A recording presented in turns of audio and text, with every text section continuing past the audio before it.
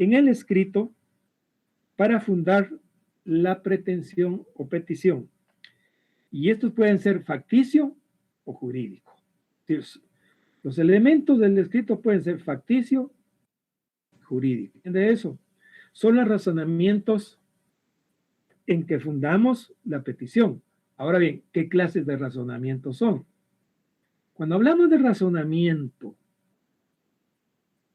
lógico, facticio, nos referimos a los razonamientos de hecho que sirven de base o que se expresan en el escrito para fundar la petición. El elemento facticio es lo que en el escrito se traduce como los hechos. Porque uno dice, por ejemplo, atentamente expongo hechos. Contra mi patrocinado se dictó el auto de prisión fecha 5 de enero del año 2023, tomando como base tales y tales elementos. Posteriormente al acto de prisión preventiva se dictaron o se practicaron las siguientes diligencias. Y ahí vamos desarrollando nosotros y vamos expresando, vamos razonando nuestros. En eso constituyen los razonamientos de ellos. Por ejemplo, si vamos a plantear también, por ejemplo, podríamos plantear un obstáculo al ejercicio de la persecución penal, que podría ser, en su caso, un obstáculo al ejercicio de la persecución penal. El obstáculo al ejercicio a la persecución penal también tenemos que razonarlo dependiendo de cuál estemos planteando. Si estamos planteando una cuestión prejudicial, si estamos planteando un antejuicio, si estamos planteando ¿cómo se llama? Una excepción. Va a depender del caso en sí, Por eso les repito, los elementos materiales son razonamientos que nos sirven o que se hacen en el mismo escrito, que nos sirven para fundar la pretensión o la petición del escrito. Son los razonamientos facticio y jurídico.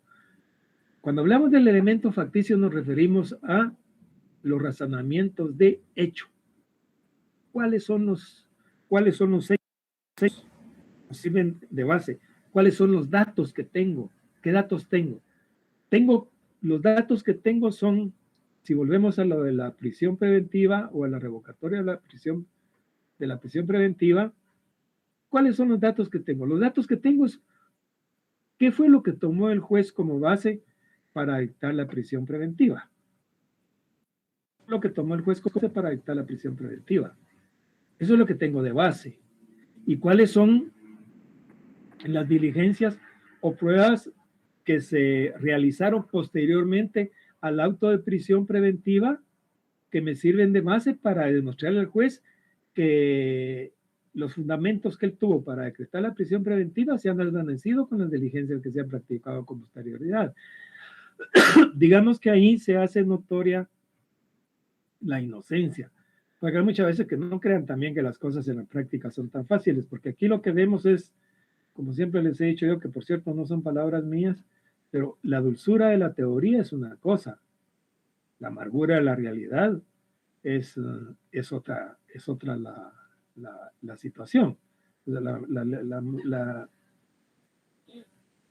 Lo dulce de la teoría es una cosa, pero la amargura de la realidad es otra, pues. Entonces, les digo esto porque estamos hablando de que en teoría yo le puedo plantear al juez, mire, mi patrocinado estaba en otro lugar.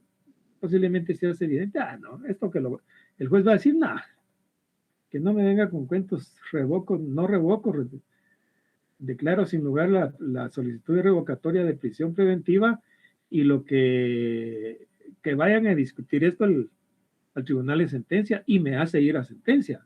Que no tanto caso hay así, que los jueces dicen, nada, ¿para qué voy a revocar? Y ustedes han oído ahí en el argot popular que dicen, ay, este juez es carcelero. Este juez es carcelero. ¿Y por qué dicen este juez es carcelero? Porque no da medidas sustitutivas, solo está dando prisión. Y esa es la amargura de la realidad, que muchas veces no se tiene por qué restringir, la libertad se tiene que restringir en los menos solo lo menos posible que pueda restringirse la libertad. Es decir, en eso consiste. Ahora, razonamientos de hecho y de derecho. Razonamientos de y o de derecho. Cuando hablamos del elemento lógico jurídico, nos referimos, o está constituido, mejor dicho, por los razonamientos de derecho en que apoyamos nuestra pretensión, que es lo que pretendemos con el escrito. Entonces, si ustedes se dan cuenta, por un lado estamos hablando de hechos, razonamiento de el elemento lógico facticio. Eso es lo que se traduce en el escrito como los hechos. Si hablamos del elemento lógico jurídico, nos referimos a los razonamientos de derecho en que fundamos nuestra pretensión o en que fundamos la petición, lo que queremos, lo que vamos a pedir. Y esto es lo que en el escrito se traduce como el derecho.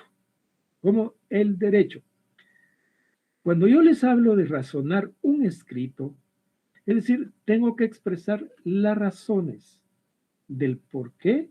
Es decir, yo razono derecho, me fundamento en derecho y por eso pido. ¿Sí? Por eso pido. Es decir, fundamento de derecho, y si tengo la oportunidad ya con base en eso, yo voy a solicitar algo, voy a pedir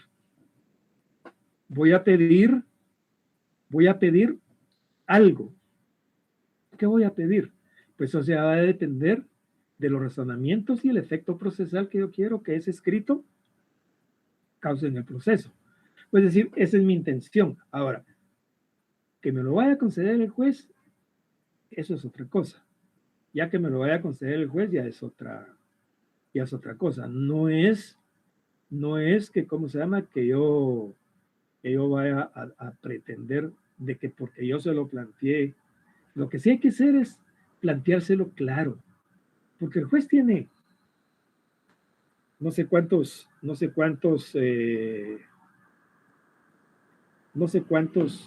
casos pueda llevar. Y dentro de tanto que lleva, que uno tiene que ayudar al juez, le tiene que clarificar las cosas para convencerlo de que mi pretensión o lo que yo pretendo sea favorable. Por eso se dice que un buen planteamiento es el reflejo de una buena resolución. Por eso en lo civil, el demandamiento de una demanda de una sentencia. Y podríamos hablar el buen planteamiento de un escrito es el reflejo de una buena resolución, de una resolución que me sea favorable. Entonces, repito, los elementos materiales están integrados por el elemento lógico y lógico jurídico, o sea, los razonamientos que nos sirven para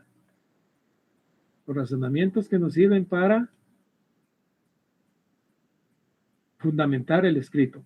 Razonamientos de hecho, razonamientos de derecho. Lógico facticio, razonamientos de hecho. ¿Cuáles son los datos? ¿Cuál es el caso? Son los hechos que yo tengo. El elemento lógico jurídico es el razonamiento de derecho en que yo me fundamento. ¿Cuál es la regla? ¿Cuál es la norma jurídica que me sirve más? Y aquí se me estaba quedando por ahí. Con esto yo tengo que hacer unos de derecho. Ya les dije cómo razonar y lo voy a repetir.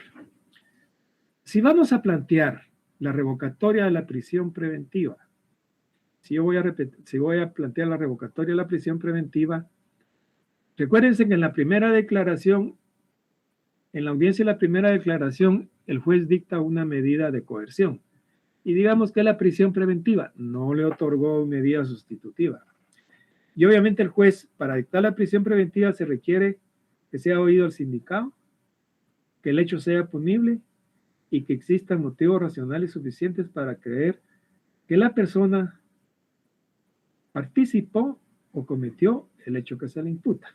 Entonces el juez en ese momento, con las diligencias que tiene, con los elementos de prueba que tiene en ese momento, considera que efectivamente el hecho es constitutivo de delito y que la persona participó en el hecho que se le imputa.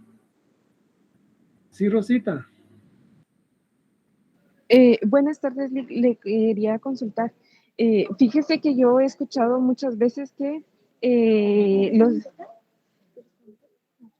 los sindicados siempre dicen que no quieren realizar su primer declaración. Entonces, pero como usted dice que para que nosotros podamos, pues, se me fue la palabra,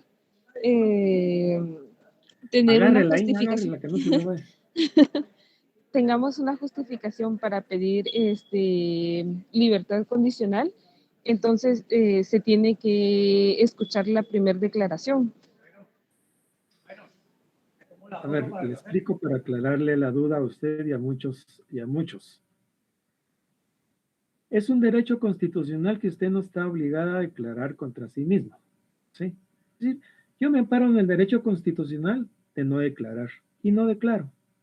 En mi primera declaración, yo puedo declarar las veces que quiera durante todo el transcurso del proceso.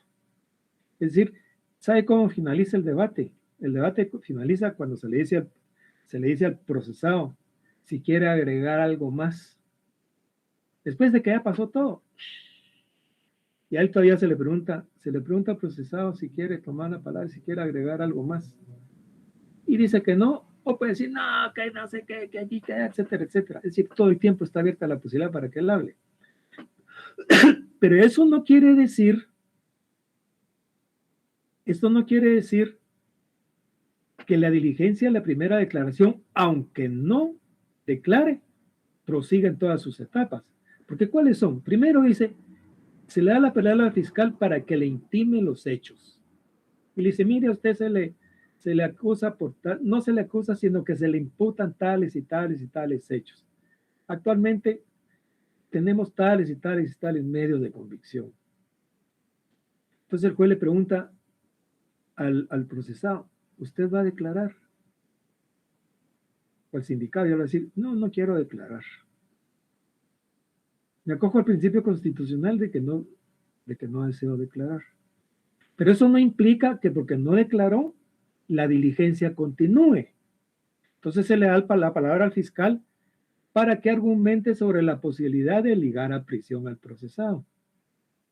Y después se le da la palabra al defensor para que argumente también sobre la posibilidad de ligarlo al proceso.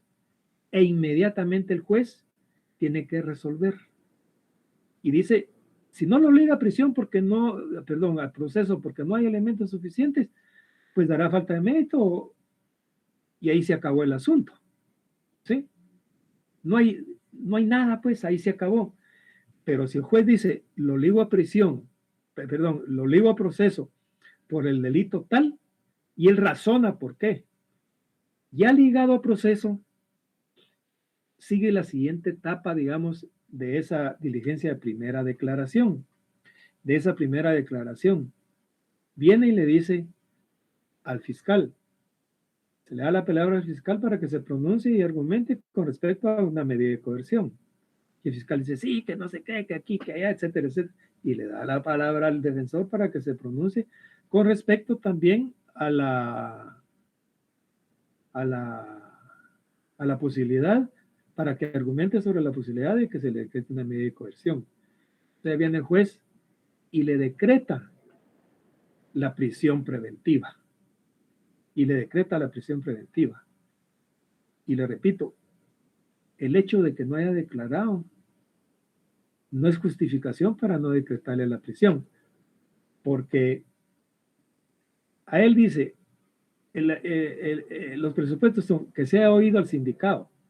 Es decir, si efectivamente no se le está oyendo, así como quien dice que hable y diga, mire, yo tal y tal y tal y tal cosa, también lo es de que estamos en una diligencia de primera declaración, ¿sí?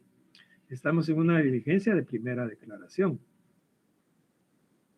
Rosita se me fue y yo toda esta explicación la estoy dando por usted. Sí, sigue ahí, No, Rosita. sí, sí le estoy escuchando. Ah, vaya. Entonces, no sé si le quedó claro que el hecho de que no haya declarado esto no implica que se le decrete prisión preventiva. ¿Sí? Ah, ok, y ya le entendí. Es que como escuché que es necesario que se realice la primera declaración, pero ahora sí ya me quedó muy claro. Gracias. ¿Alguna otra pregunta? En lo que estábamos. Estábamos entonces con el razonamiento que se hacía para poder dictar la prisión preventiva. El juez tiene, pero si yo, defensor, voy a plantear la revocatoria de la prisión preventiva, voy a hacer un razonamiento de hecho, así como se los dije. Se los voy a repetir, más o menos, un poco menos, un poco más. Cualquiera de ustedes lo podrá hacer. Mejor, lo importante es que nos demos a entender bien. Entonces dirán, señor juez, el objeto de esta diligencia es para solicitarle la revocatoria, la prisión preventiva. Aquí se lo estoy haciendo oralmente, que también es válido para cualquier escrito. O lo que hago por escrito también es válido hacerlo oralmente. El razonamiento finalmente viene siendo el mismo. Entonces le digo, señor juez, a mi patrocinado se le electó el acto de prisión preventiva con fecha tal y tal, tomando como base la declaración de los agentes que nos fue contestes en manifestar que ese día procedieron a la aprehensión del señor fulano tal por existir una orden de captura en su contra. Posteriormente a esa fecha, señor juez, se dieron las declaraciones de los testigos fulano y mengano, quienes manifestaron. El señor fulano que ese día lo llevó de emergencia al hospital centro médico con una apendicitis.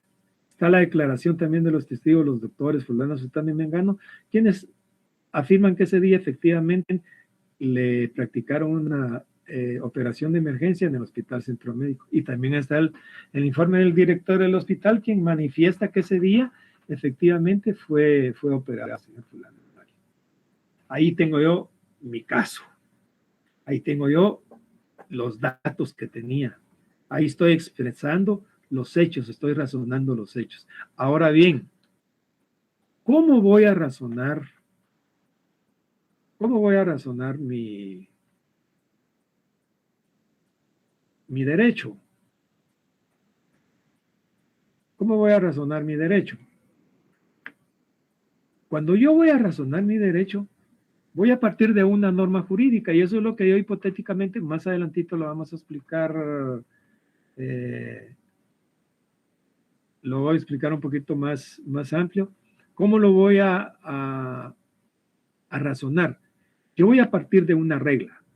Y cuando digo regla, me refiero a una palabra hipotética que no va en el escrito, sino que es la norma que me sirve a mí de base para poder hacer mi planteamiento, ¿sí? Para poder hacer mi planteamiento. Y luego hay un segundo momento en ese razonamiento que yo hipotéticamente le llamo encaje. O sea, un razonamiento que encaja con el caso concreto. Y hay un tercer momento que es el efecto procesal, o sea, el efecto. ¿Cuál es el efecto procesal cuando estoy razonando el derecho?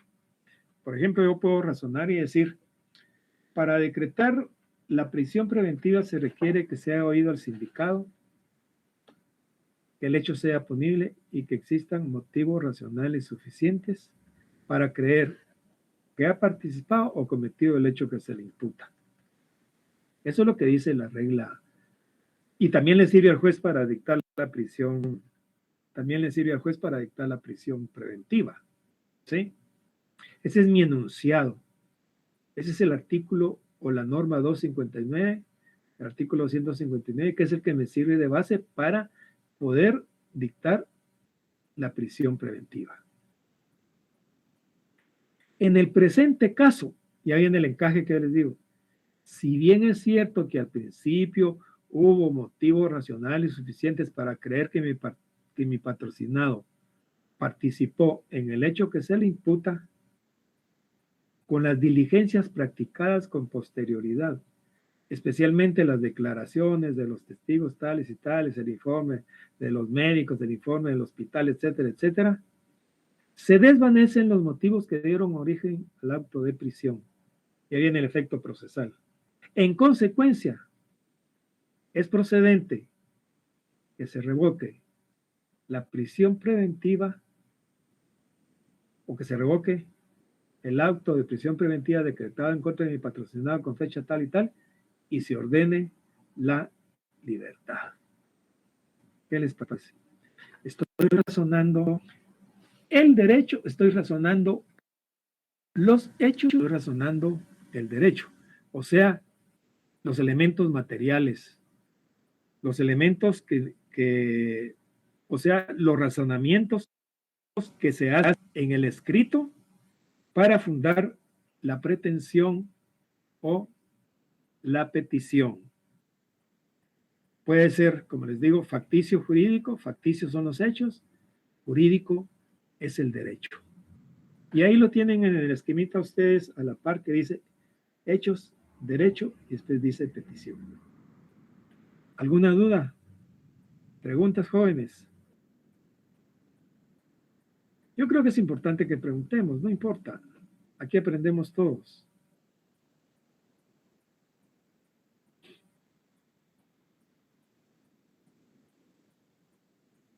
¿No hay dudas, jóvenes? Licenciado, buenas tardes, gusto saludarle. Hola Magalí, buenas tardes. Fíjese que sinceramente, bueno, yo pues no casi no lo escuché porque se le escuchaba entrecortado, pero usted habló del encabezamiento de los hechos y derechos. Ese sí lo escuché un poco entrecortado, licenciado, perdone. Estoy viendo mi hoja. Yo también estoy escuchando. Yo Estoy- también estoy escuchando entrecortado, como que estamos ahora en malas conexiones, no sé. Sí, Yo también licenciado. estoy escuchando entrecortado. A veces la tecnología nos falla. Falla en el Kremlin y falla en la NASA y en el... ¿Cómo no nos va a fallar a nosotros en nuestra laptop o en nuestro teléfono? No, les decía que yo en este momento no he hablado del encabezamiento. Hasta este momento no he hablado del encabezamiento. Yo lo que he hablado es de los elementos materiales, que es el elemento lógico facticio y el elemento lógico jurídico. Y cuando hablo del elemento lógico facticio, me refiero a los elementos o a los razonamientos de hecho. Y cuando me refiero al elemento lógico y jurídico, me refiero a los razonamientos de derecho en que se funda la pretensión. O sea, lo que es facticio se escrito como y lo que es jurídico se traduce en el escrito como el derecho, ¿sí? Se traduce en el escrito como el... Vamos a ver, déjenme ver.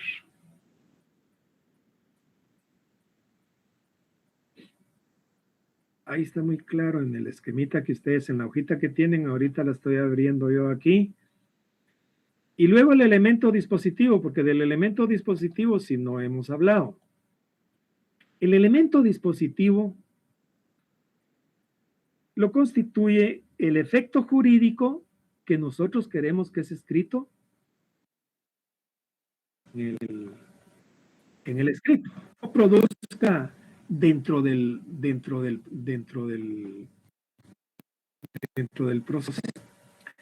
Porque hay un efecto que nosotros queremos. Si estamos la revocatoria de la prisión, si estamos planteando la revocatoria de la prisión, lo que queremos es que se revoque el auto, que se revoque la prisión preventiva, que se en la libertad. Y eso es lo que el elemento dispositivo es lo que en el escrito se traduce como en la petición. Eso es la petición. Siguiendo lo que les venía explicando, razono hechos, razono, y después de que digo, quiere razonar el derecho, en consecuencia, señor juez, atentamente,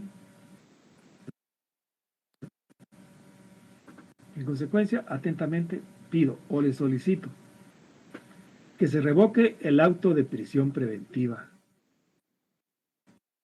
en la libertad, que para los efectos se ordene o que se envíen los oficios correspondientes.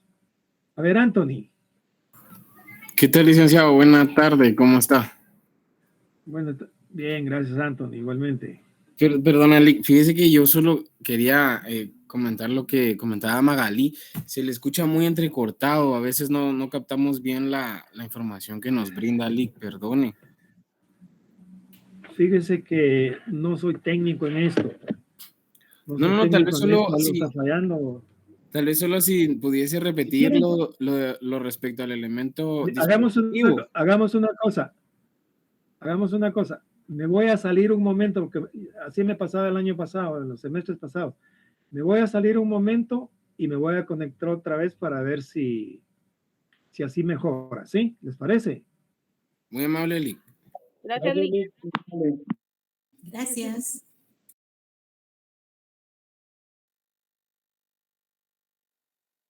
Sale chicha. ¿Qué pasó, compañeros?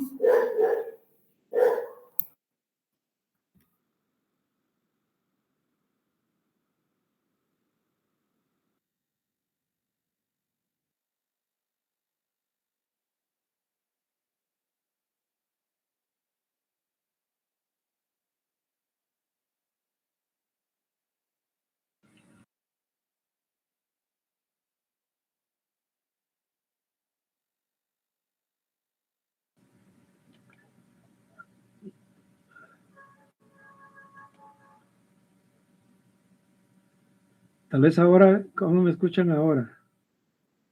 ¿Un poco mejor o igual? Mejor, Lick. Se le escucha bien, Lick. Por ahora está bien, licenciado. Ahora sí se le escucha claro, Lick. Entonces eso era, miren los truquitos que me enseñaron a mí otros muchachos, pero ustedes me debían decir, mire Lick, ¿por qué no se desconecta y se vuelve a conectar? Porque a mí ya se me olvidan las cosas. Fíjense que a veces cuando vengo de mi casa a la oficina y vengo a la mitad del camino, ya no sé si vengo para la oficina o ya voy de regreso para la oficina, para la casa. Ustedes me tienen que ayudar un poco. Miren, Lick, ustedes son los millennials. Pero bueno, sigamos. Entonces, voy a repetir así brevemente. El elemento lógico, los elementos materiales son los razonamientos de hecho y de derecho en que fundamos la pretensión. Y el elemento dispositivo o el elemento lógico facticio es los razonamientos de hecho. Y el elemento lógico jurídico, los razonamientos de derecho.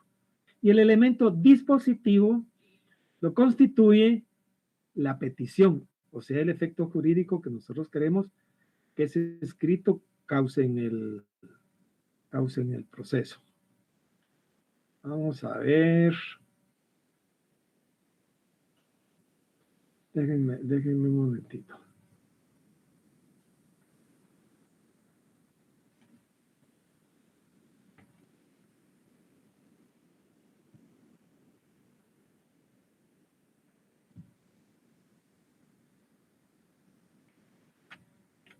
Lo encuentro aquí.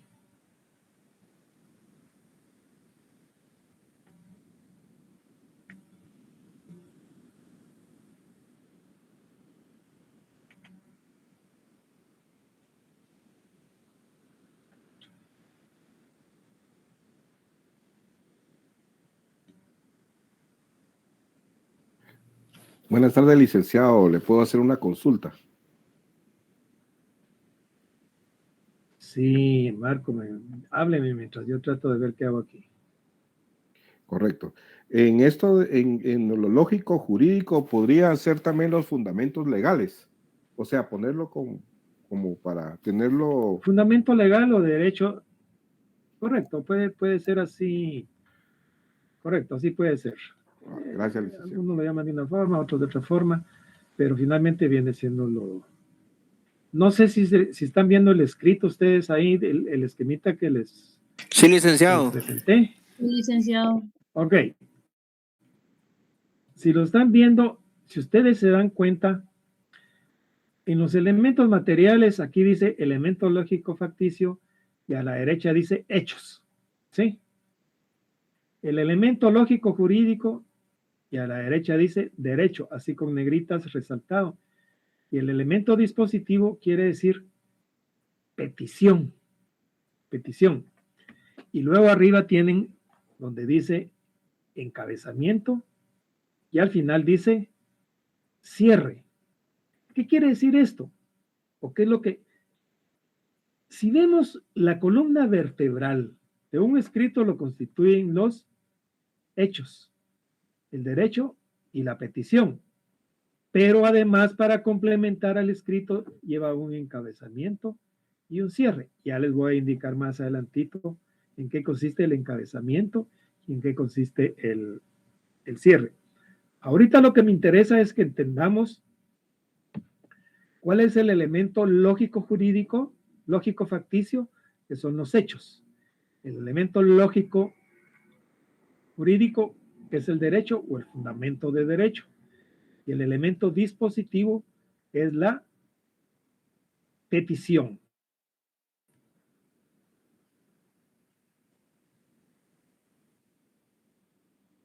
¿Tienen alguna pregunta con relación a eso?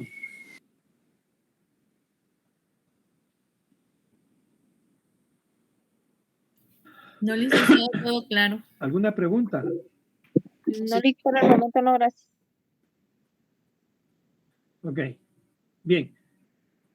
Y por último tenemos los elementos formales. ¿Sí? Los elementos formales. Cuando hablamos de los elementos formales, nos referimos a aquellos elementos que complementan la validez jurídica del escrito. ¿Cuáles son estos elementos formales? Pues es el timbre forense. Cuando actuamos los abogados, tenemos que poner un timbre forense. Este timbre forense sirve para crear fondos para el Colegio de Abogados para el pago de prestaciones de los abogados. Ahí vamos contribuyendo todos con nuestro timbre forense y nuestro timbre notarial y nuestras cuotas, etcétera, y de ahí va saliendo nuestra jubilación cuando ya nos toca. ¿Sí? Otro elemento que complementa la validez jurídica del escrito es la fecha, la firma, el auxilio, la firma del compareciente, quien comparece en el escrito, la firma, el auxilio. ¿Saben qué es? A ver, ¿quién sabe qué es el auxilio? El auxilio. Si en dado caso no puede firmar el demandado, digamos, el abogado puede firmar El auxilio. abogado, licenciado. Buenas noches, licenciado. El auxilio ¿Qué es es el la auxilio? representación de la representación que uno da al acusado. Porque fue la verdad, No, están todos equivocados. El auxilio es aquel que cuando uno va en la calle y lo asaltan a uno y le dicen, deme el dinero, deme su carro, y uno grita, auxilio, auxilio. Ese es el auxilio cuando uno está siendo asaltado. Pero auxilio, aquí en este escrito, en el escrito, significa el respaldo jurídico que le da un abogado al escrito. Con eso él es responsable de la forma y la técnica y se integra con la frase en su auxilio y con la firma y sello del abogado. Entonces, lo que decía Kimberly, por ejemplo, cuando firma el abogado, puede estar llegando a la oficina cada rato a firmar cada vez que uno va a poner. No. El compareciente es Juan Pérez. Pero Juan Pérez no me puede firmar. Entonces yo firmo a ruego de él.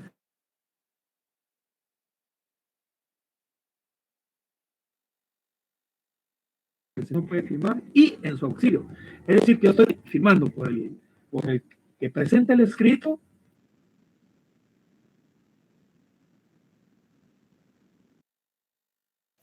Pero el licenciado no se escucha. Perdone, licenciado, fíjese que se le está No se volviendo a ir escucha, la licenciado. señal. Le va la Disculpe, señal. no se escucha. No se Pensé que entiende. solo era yo. Se le fue la señal, Lick. El link Y ya estaba buena la explicación.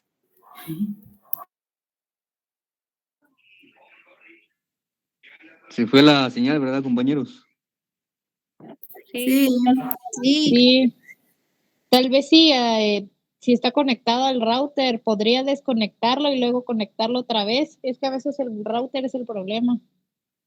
A mí me ha pasado.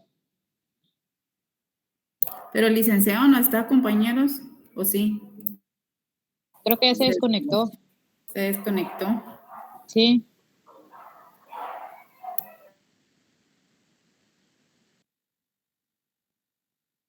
Ni claro, sí. Ahí-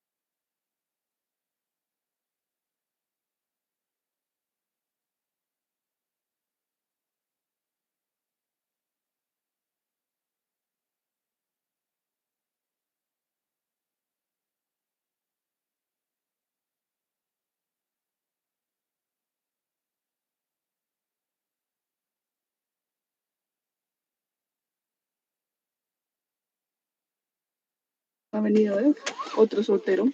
Ya sabía de qué tiempo que está. De qué tiempo que está. ¿Quiénes están hablando de solteros? ¿Solteros?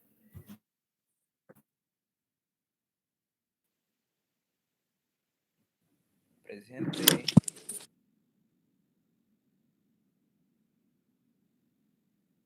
Anthony, están pidiendo a los solteros.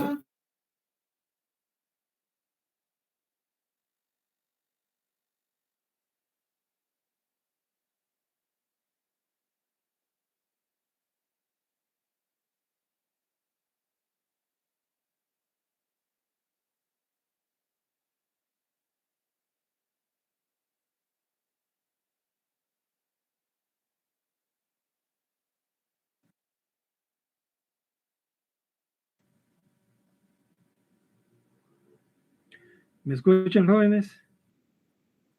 Sí, Sí, licenciado. No sé qué pasó, me sacó de todo y tuve que empezar a hacer todo nuevamente. Disculpen, que no es cuestión mía, sino que es cuestión de la tecnología. Y ahí sí que estamos en pañales. Pero bueno, ya estamos nuevamente. Les decía entonces que lo que me interesaba ahorita era que entendiéramos los 3 elementos básicos del escrito. Hechos, derecho, petición y petición. Y los elementos formales eran los que complementaban la validez jurídica del escrito. Les hablaba del auxilio, y que el auxilio no es aquel auxilio cuando uno pide cuando lo están asaltando, sino que el auxilio se integra con la frase en su auxilio, va después de la firma del que es el presentado o del que firma ruego, y se integra con la frase en su auxilio y la firma y sello del abogado. Esos son los elementos que nos sirven para complementar la validez jurídica del escrito, ¿sí? Esos son los elementos formales. A ver, hago una pregunta. Con lo que ya tenemos, ¿creen ustedes que ya es posible que hagamos un escrito? ¿Quién se atrevería a hacer un escrito sencillo? A ver, Diego. Lick, solo una pregunta. Sí, Diego, dígame. Y con base a ese escrito que nos has dado, es igual a los que hacen, es igual a una resolución que hacen un juez, digamos, o un auxiliar de un escrito es un escrito, una resolución es una resolución, una diligencia es una diligencia. Cuando veamos la resolución, usted se va a dar cuenta cuáles son los elementos de la resolución que vienen siendo en esencia los mismos, solo que a contrario sensu se va a resolver. Es decir, el razonamiento para razonar, para resolver, es de la misma forma. Va a salir de dudas cuando veamos las resoluciones, mi estimado Diego. Kimberly, ¿usted quería preguntar algo? Víctor. Sí, Kimberly. Solo se me activó el link. Ok. Víctor.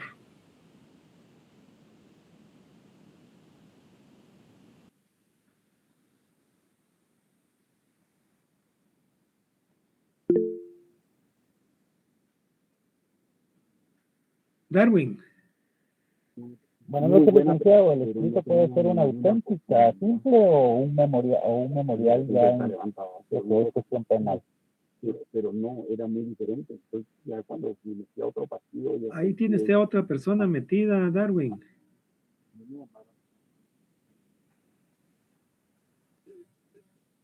Repítame, por favor, Darwin. Sí, el escrito podría ser una situación, por ejemplo, una auténtica. No, una auténtica es de notariado. Víctor. Licenciado, buenas tardes, mucho gusto. Dentro de los elementos formales que complementan la validez jurídica del escrito, ¿solamente encontramos el timbre forense, fecha, firma de compadeciente y auxilio, o hay algún elemento más, No, licenciados? que tenga que ver con el fondo del asunto, no solo eso. Gracias, licenciado. Con gusto. Aquí la pregunta es, ¿será que ya podemos hacer un escrito? Considero que sí, licenciado.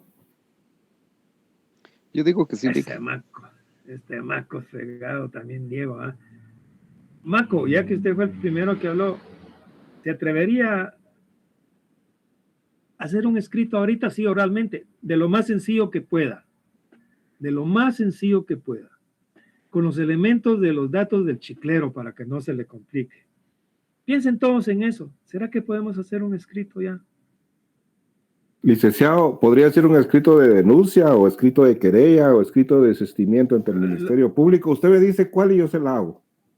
Bah, hágame una revocatoria de auto de prisión, así como le hemos venido planteando. Pero ¿será que con estos elementos ya lo puede hacer? O hágame una denuncia, pues.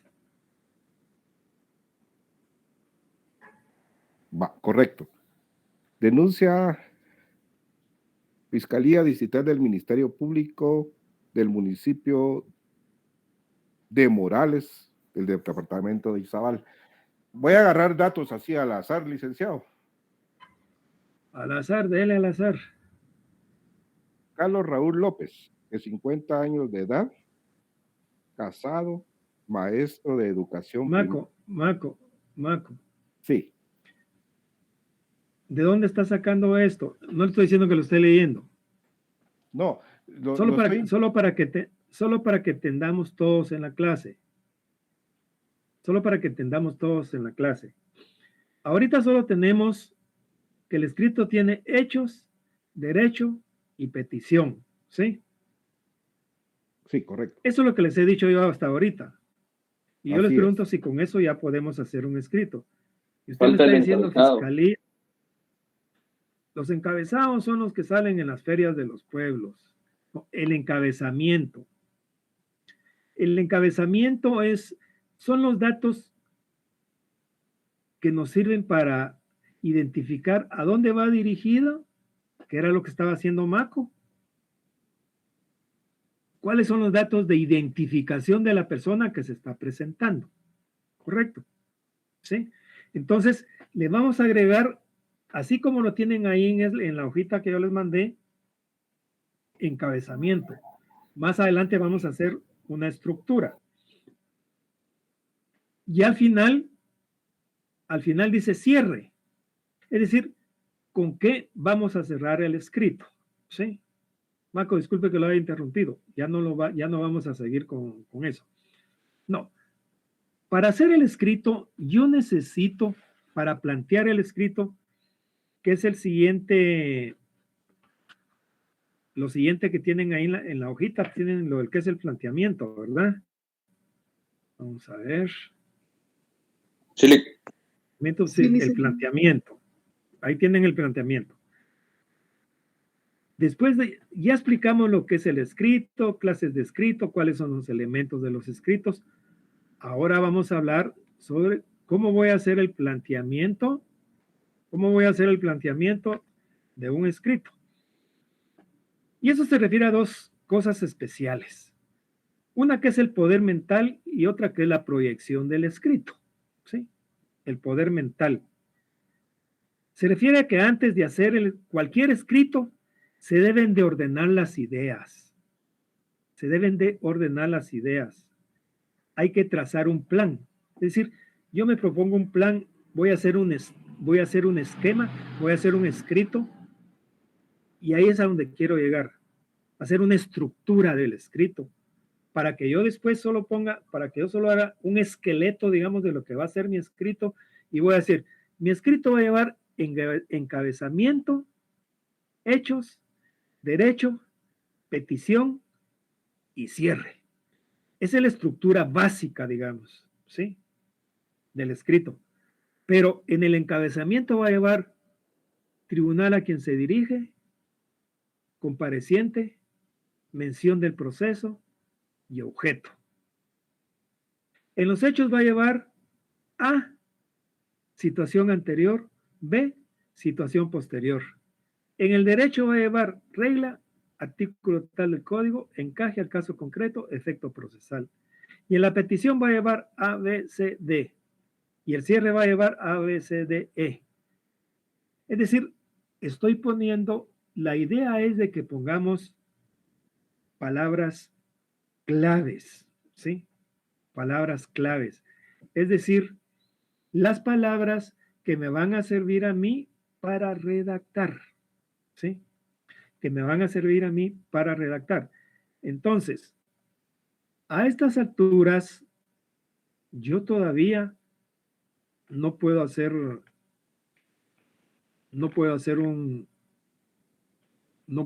escrito. Es decir, no me puedo sentar a hacer un escrito. Tengo que hacer, para hacer el planteamiento, tengo que ver con mi poder mental cuál va a ser mi plan, cuál va a ser mi esquema, o cómo va a ser el escrito, cómo va a ser la estructura que yo voy a plantear o que voy a hacer para poder hacer mi escrito, ¿sí? Y luego dice la proyección del escrito. Y ya les venía yo adelantando que todo escrito tiene relación o una proyección con una resolución. ¿Cuál es el efecto? Es decir, todo escrito tiene una intención preconcebida. Es decir, ¿qué es lo que yo pretendo con el escrito? Ustedes tal vez los que andan en el ambiente o por ahí han oído, mete un escrito a ver qué te sale. A ver qué sale. No se trata de meter un escrito y ver qué sale. Yo tengo que estar convencido de ver cuál es el efecto que yo quiero que cause. Fíjense que la proyección del escrito, ¿cómo es eso? ¿Cómo han cambiado las cosas? ¿Ah? Porque antes, saliéndonos un poquito del tema, se hacían unas tarjetitas, ¿se recuerdan? Miren la intención de una tarjetita, se le hacían corazoncitos, florecitas, esto y el otro, y decía, te invito al cine, luego a cenar, y hasta un chorrito ahí de perfume. ¿Y este qué querrá? ¿Cuál es su intención? ¿Sí? En cambio ahora se perdió eso. ¿Eh? Ahora la electrónica dice, abre aquí, haz clic aquí y salen un montón de maripositas y pajaritos cantando y volando y te deseo feliz cumpleaños. ¿Sí? ¿Cuál será la intención de esa tarjetita? Te invito al cine, luego a cenar, perfumadita. ¿Qué tiempos esos? Ya no vuelven. Muchos los vivimos, otros ya no. Pero bueno, volviendo a lo que es el escrito, el escrito tiene una intención preconcebida. Es decir, que se tiene que reflejar en la resolución que va a dictar el tribunal. Es decir, ¿qué es lo que yo quiero? Y para eso hay ciertos pasos a seguir. Ese es el siguiente punto que les había puesto yo ahí, que dice pasos a seguir. Primero es el planteamiento del problema. ¿Cuál es el problema? Yo me tengo que plantear si es digamos, el tema macro. Si es el tema macro, o sea, todo lo que, el planteamiento que yo quiero hacer. El planteamiento del problema es el siguiente. 2 personas extorsionadoras llegan y le piden el producto de la venta al chiclero en la 6ª Avenida 18K, en la zona 1 de la ciudad de Guatemala, y como no se los da, el día 5 de enero a las 18 horas llegan, le disparan, le provocan la muerte y se van huyendo en una moto. Lo matan. El problema es que hay un muerto, llega el papá y me dice, mire, licenciado, fíjese que a mi hijo lo mataron. Voy a plantear una querella. ¿Sí? Voy a plantear una querella. Y cuando yo me pongo a pensar en otro caso, el procesado está preso. Y llega una señora con una marimba de güiros ahí, del más grande al más chiquito, todos ahí mocositos y todo. Mire, licenciado, mi marido está preso por tal y tal y tal cosa. Y ya no tenemos para comer. Por favor, mire cómo hace. Necesito que salga de preso para que siga con su trabajo, si no nos vamos a morir de hambre. Ese es el problema que tengo ya dentro del proceso, que es un problema ya muy específico, y tengo que identificar el problema, ¿sí? Tengo que plantearme, este está preso. Y yo en mi mente pensando rápido, aquí lo que puede, a ver, ¿y por qué delito está, señora? Pues fíjese, ¿cuál es el número? Pues voy a ir a ver qué averiguo, etcétera, etcétera. Y empiezo y me planteo, aquí lo que procede es una revocatoria. Aquí lo que procede es un obstáculo al ejercicio de la persecución penal. Aquí lo que procede es una revisión por una actividad procesal defectuosa. Aquí lo que procede es tal y tal cosa. Aquí lo que procede es una querella. Aquí no procede la querella porque tal y tal. Aquí lo que procede es esto. Es decir, tengo que identificar. Y luego me pregunto, luego me tengo que preguntar, ¿tengo todos los datos? Es decir, si no tengo todos los datos, ¿será que puedo hacer el planteamiento? Y la respuesta es no. No. Porque puede ser de que tenga todos los datos. ¿Será que ya me puedo sentar a hacer el escrito? ¿Qué dicen ustedes? ¿Será que me puedo sentar a hacer el escrito? Y la respuesta sigue siendo no. Sigue siendo no. Porque tengo que ver y me tengo que preguntar, ¿tengo todas las pruebas? Si vamos al ejemplo que yo les ponía de la revocatoria de la prisión preventiva, me pregunto, ¿tengo todos los datos? Sí, sí los tengo. ¿Cuáles son? La situación anterior, o sea, la situación que tuvo el juez en aquel momento para dictar la prisión preventiva, y cuáles son los elementos que se practicaron con posterioridad a esa prisión preventiva. ¿Sí? ¿Cuáles son los elementos que se dictaron de esa prisión preventiva? Esos elementos de prueba. Entonces me pregunto, ¿tengo todas las pruebas? Si las tengo, pues voy a hacer el planteamiento. Pero si siguen las mismas pruebas que se dieron cuando se dictó el auto de prisión preventiva, la situación jurídica del procesado no ha cambiado. Sigue siendo la misma. Y si sigue siendo la misma, no tengo los elementos suficientes para poder plantear la revocatoria de la prisión preventiva. ¿Es cierto o no es cierto? ¿Sí? No puedo. No tengo los elementos necesarios para dictar la prisión, para decretar la prisión preventiva.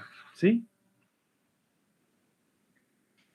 Entonces, si no tengo los elementos necesarios, ahí me quedo y ya no puedo hacer el escrito. Si no tengo todos los datos, no puedo hacer el escrito. Si no tengo las pruebas, por supuesto, si hay pruebas que me van a servir de base, tampoco lo puedo hacer. Vamos a asumir de que ya tengo las pruebas. Entonces me pregunto, ¿tengo una ley aplicable? En el caso de la revocatoria de la prisión preventiva, tengo que ver si procede la revocatoria o la reforma del auto de prisión preventiva. Tengo que ver si procede o no procede, si tengo una ley en la cual me pueda basar,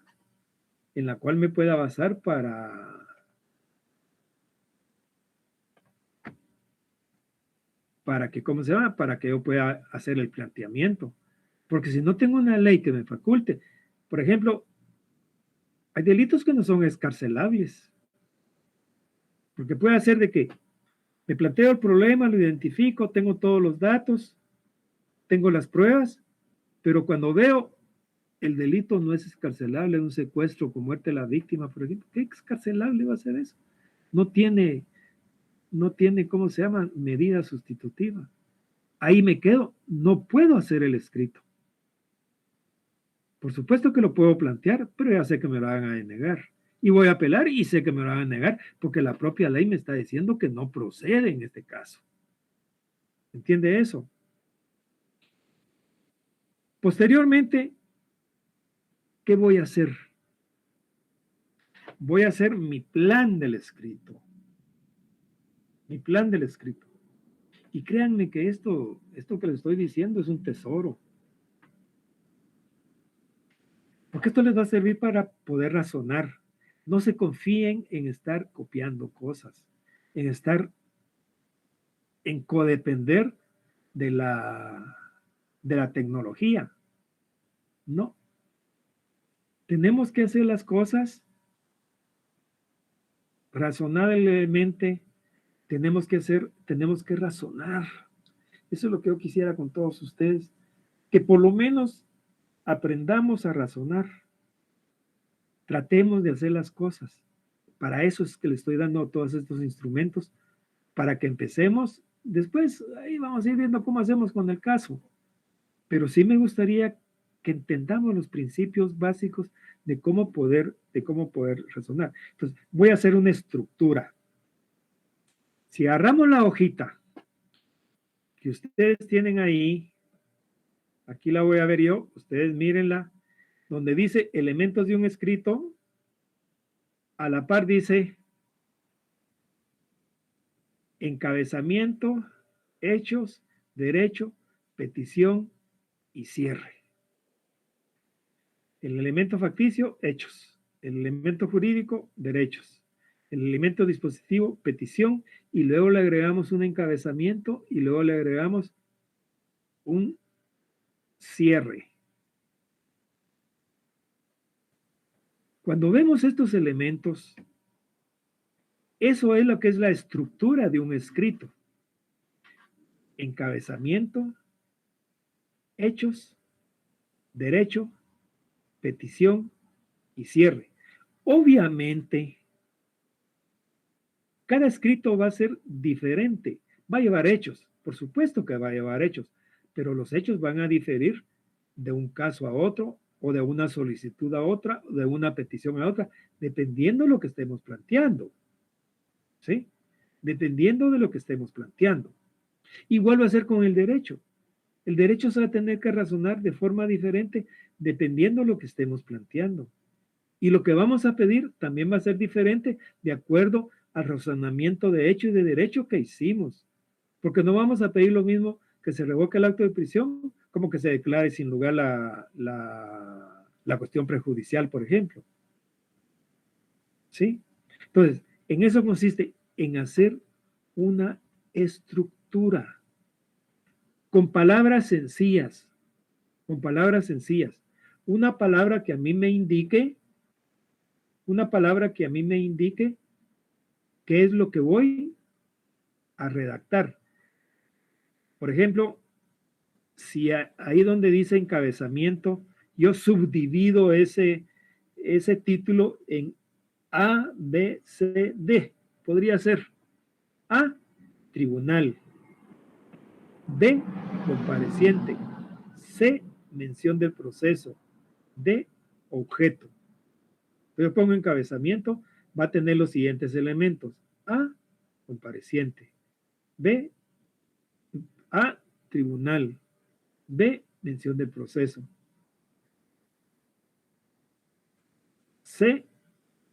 A, tribunal. B, compareciente. C, mención del proceso. D, objeto. Entonces, con esas palabras claves, digamos, que yo estoy poniendo, la idea es de que yo pueda redactar. Es decir, señor juez, la palabra tribunal, señor juez, primero de primera instancia, narcoactividad y delitos contra el ambiente. Yo, Juan Pérez, de datos de identificación personal conocidos en el proceso arriba identificado, ya viene mención del proceso. Atentamente comparezco con el objeto de solicitar la revocatoria del auto de prisión preventiva. Si nos percatamos, estamos haciendo solo poniendo palabras claves que me van a servir a mí para poder razonar, para poder razonar. Luego de hacer la estructura, voy a hacer un proyecto. Es decir, me voy a poner a hacer un proyecto del escrito. Voy a redactar. Ya voy a redactar. Ya desafío mi estructura. Voy a poner señor juez, primera instancia, penal, actividad y delitos contra el ambiente, yo, Juan Pérez, de datos de identificación personal conocidos en el proceso RIA notificado. Atentamente comparezco con el objeto de presentar revocatoria al auto de prisión preventiva y para tal efecto atentamente expongo hechos. Contra mi patrocinado, hechos. A, situación anterior. B, situación posterior. Y ahí voy redactando. Entonces hago un proyecto. Y lo hago. Ahora con la máquina es más, con la computadora es más fácil. Antes a pura maquinita teníamos que hacer las cosas, luego revisarlas a mano, hacerles las correcciones, porque después de hacer el proyecto lo voy a revisar. Voy a revisar a ver si está bien, si no hay falta de ortografía, si mi redacción está correcta, si las frases se entienden, si hay una oración que se entienda, si está bien el verbo, si está bien el sujeto, qué sé yo, para ver si se entiende. Voy a revisar lo que hice de ese proyecto. Posteriormente, ahora lo puedo hacer con control de cambios. Ahora lo puedo hacer aquí en la máquina, en la computadora, con control de cambios. Es mucho más fácil.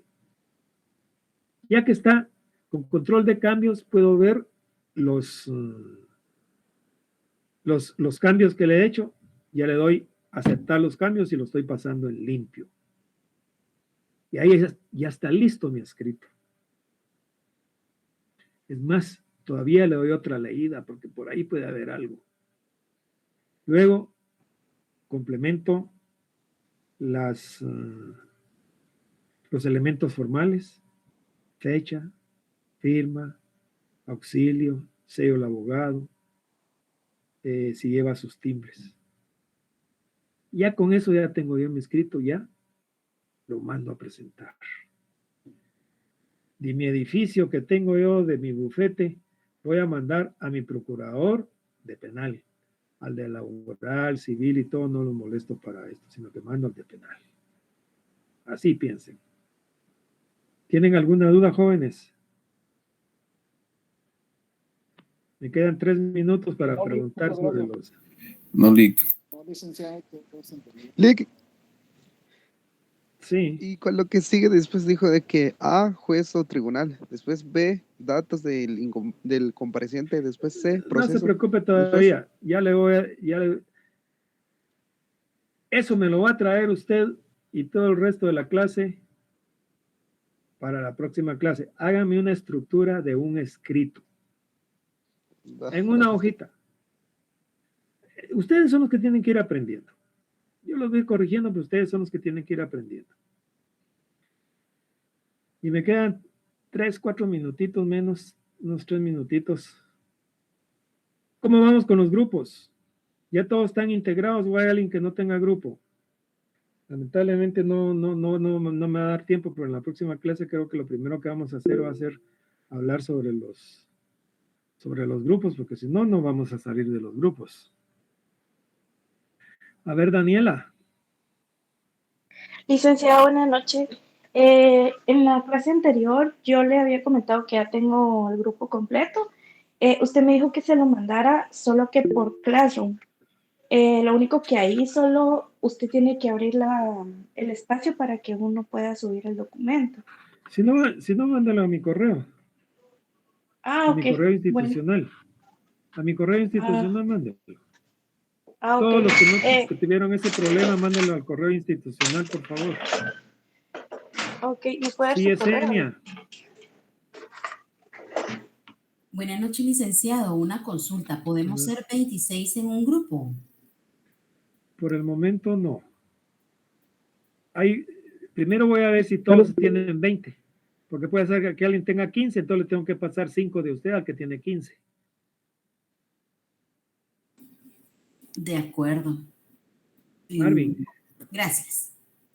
Bueno, Gracias, licenciado. Era la misma duda. Fíjese que nosotros hemos estado preguntando en el chat ahí a todos los compañeros que si alguien no tiene grupo para que se pueda integrar, pero no hemos tenido respuesta y actualmente somos únicamente 16. 16, ya vio Yesenia. A usted le voy a tener que quitar 4 para que sean 20 aquí con Marvin.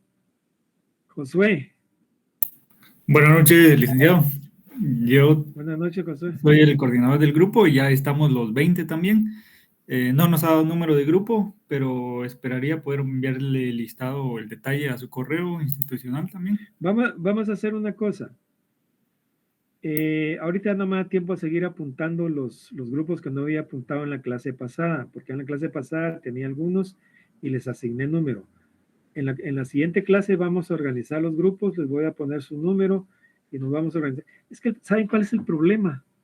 Que yo siempre lo dejo de último porque es cuando asumo yo que más alumnos hay, porque cuando me conecto, yo siempre doy unos 10 minutos para que, en atención a la que estamos retrasados por el tráfico, por cualquier circunstancia, llego a tener 200 y pico, y ahorita tengo 183. Y voy dejando estas cosas de último para que el mayor número de estudiantes pueda tener la información. Pero si lo empiezo a hacer a primera hora, no están todos, ¿verdad? Ese es el problema. Pero en la próxima clase lo vamos a hacer en un momento en que yo considere que tal vez esté la mayor parte de, ¿cómo se llama?, de alumnos, estudiantes, para que terminemos de esto de una vez. ¿Les parece? Sí, Liz, muchas gracias. Licenciado, y con una pregunta, con lo del listado de los grupos, ¿el coordinador lo tiene que subir a Classroom o usted va a dar algún correo que se le pueda mandar? Yo les decía mi correo institucional, y yo asumo que todos deberían de conocer mi correo institucional, porque cuando ustedes me escriben a Classroom, me llega a mi, ¿cómo se llama?, a mi correo, pero mi correo es lic.m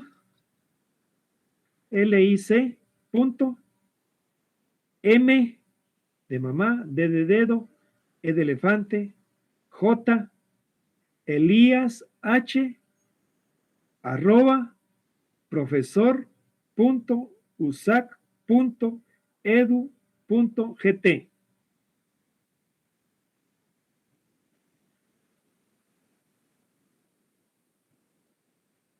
¿Estamos? Que descansen, jóvenes. Que estén bien. Cuídense. Feliz noche. Feliz noche. Feliz noche, Gracias, licenciado. Feliz noche. Licenciado.